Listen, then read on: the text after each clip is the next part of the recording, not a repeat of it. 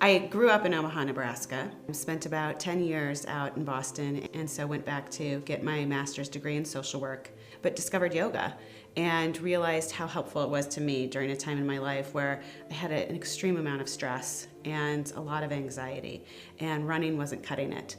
So when I got my degree and moved on to develop my own trauma practice, I started to play with incorporating that into my professional life as well, because it just made sense. So this started my path in sort of weaving together that mind-body medicine component with the way I do therapy.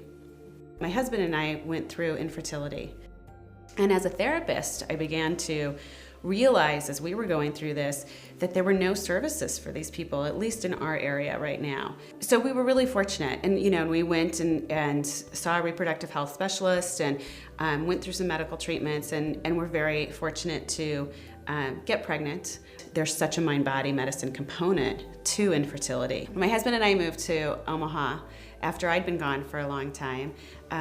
It was really like starting over in a new place. I'd been gone for 10 years. So we started to have our family and had a daughter, and we're very blessed, and then went through our infertility struggles. We went through secondary infertility.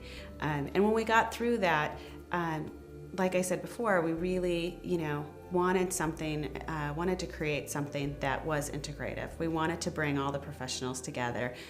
It's always been a passion and a dream of ours. And our kids are a big part of that.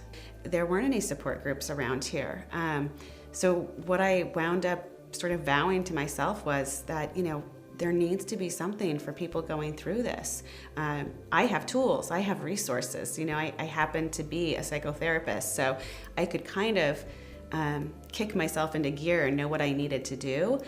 But what about all those people who didn't have that? So that was a big part of how we came to, developing a center that focuses on infertility.